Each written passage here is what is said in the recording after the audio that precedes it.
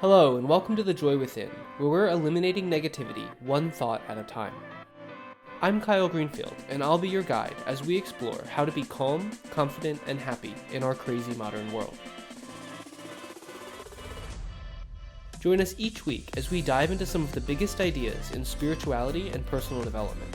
We'll learn what it takes to gain control of your own mind, master your mood, and navigate the many ups and downs along the way.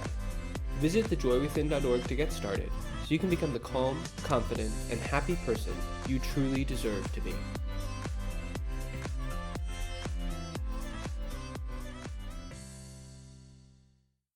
Hello, and welcome to this first episode of our new podcast. I'm super excited to be here and share everything that I've learned on my long, winding path through personal development and inner spiritual growth.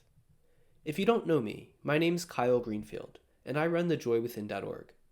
Our mission is to help you eliminate negative thoughts by tuning in to the joy within, so you can become calm, confident, and happy every single day. Today, I want to step back and give you a bit of an overview on what I think is the best way to get started on your inner journey. Or, if you've been at it a while, hopefully you'll get the right tips and insights that will help you to take the next step that makes sense for you. Before I do, though, I want to answer a question I get all of the time from people who are new to the Joy Within, which is this religious? And the answer is no, it's not. Everything I'll share with you is compatible with most major religions, but the focus is on helping you to understand your own mind and the incredible natural energy that you have within you. I honestly think that you'll be able to benefit from these frameworks regardless of whether you take an analytical, scientific approach or an intuitive, faith-based understanding. It's up to you. The only difference is that certain words or ideas might resonate with you in different ways. And that's totally normal. It's part of the journey and part of what makes it unique for you. So, that said, I want to talk about this idea of what a spiritual journey actually is. The concept of a spiritual journey is something that has been around, I think, probably since the dawn of man, and over the centuries, it's become something of almost mythical proportions. We tend to have this idea of a spiritual journey being this epic quest that takes you to the ends of the earth and back, only to find enlightenment right back where you started. We have the Buddha forsaking his riches, Jesus wandering through the desert, and Muhammad meditating in a mountain cave. And along with this generalized view comes the idea that spirituality is something almost otherworldly, and that to truly become spiritual, you must give up all of the things that matter to most people. It's like you need to abandon society and go live out your days in isolation. And we have ingrained within us these ideas of things like the monastery perched atop a Himalayan mountain, or a shaman living in the jungle on the fringe of his tribe, or the oracle alone at Delphi, and the virgin Carmelite nuns sequestered in their cloisters out in the countryside in the middle of nowhere. And it's like throughout the ages, this message is really clear, which is to be spiritual, you must deny yourself the world.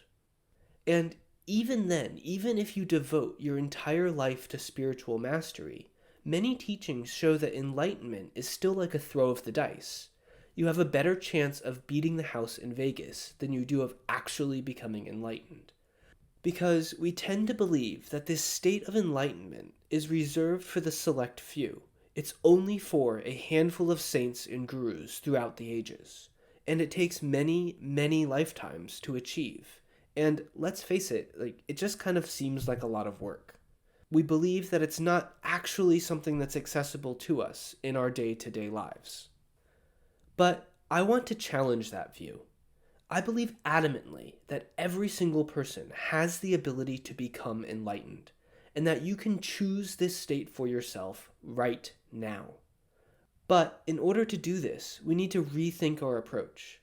We need to rethink our approach to spirituality if we want to be able to bring it into the modern world, so that we can both be spiritual and still go to work, so that we can be spiritual and still have our family and live a normal life.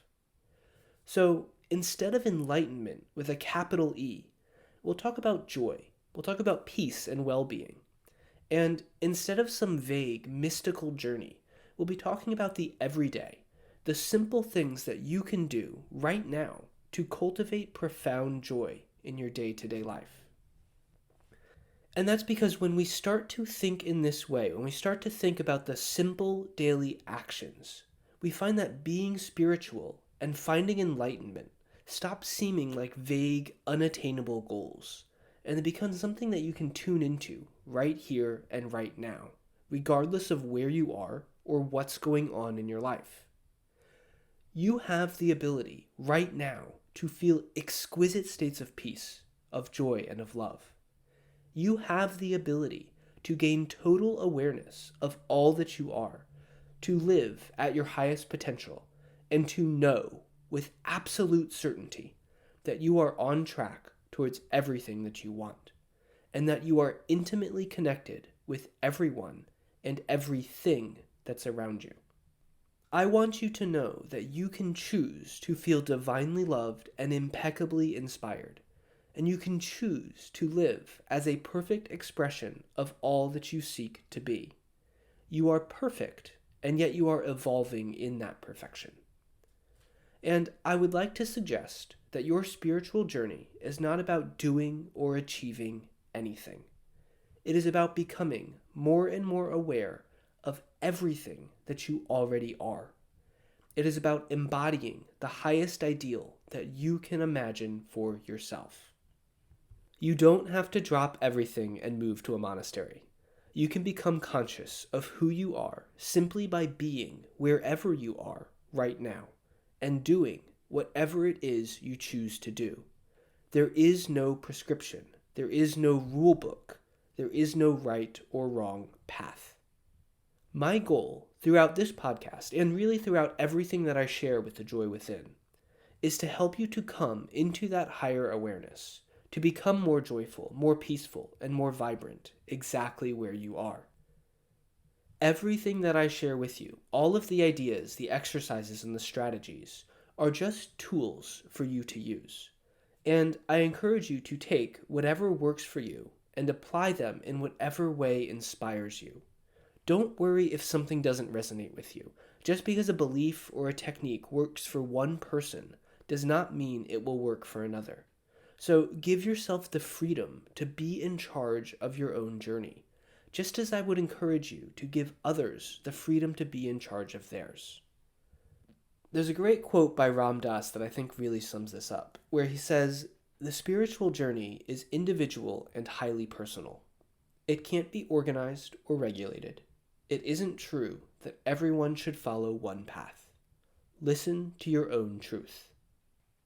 And I think that that's an important idea to keep in mind as we move forward, because it's all about finding the path that's right for you, finding the techniques, the strategies, the tools that work for you. But that said, I do think that if you follow the frameworks, the mental models that I'll lay out for you, I think that you'll have everything that you need to make that next leap forward, to have the breakthrough that's right for you right now. So you might call it spirituality, or you might call it personal development, but whichever word that you choose, I think that you'll find that the line between them becomes blurred. Both spirituality and personal development require you to look within and to master your thoughts and your energy. Your biggest outer gains will come from that inner awareness, and you will evolve most as an individual when you tune in and align with your whole self. So as we go forward, I would encourage you to think about your inner growth in that way.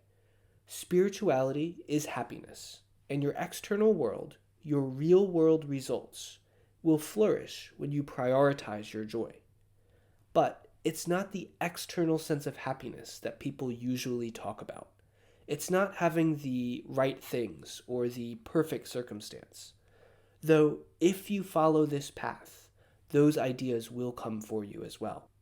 But, ultimately, it's about becoming more joyful by becoming more and more of your true self, by tuning in to the natural joy that is already within you.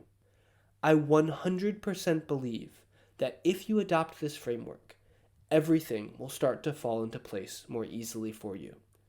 Your journey is about joy. Your life is about joy. The more profoundly that you can grasp this fact, the more rapid your growth and your awakening will become. Thanks for listening to today's episode. When you're ready to put these ideas to work in your own life, head over to thejoywithin.org and sign up for Happiness University. When you do, you'll have access to all of the tools and strategies you need to eliminate negative thoughts by tuning in to the Joy Within. You can follow a simple, step-by-step system to become the calm, confident, and happy person you deserve to be. Visit thejoywithin.org to get started today. And if you enjoyed today's podcast, don't forget to like, subscribe, and share it with someone you love, because I think we can all use a little more joy in our crazy modern world.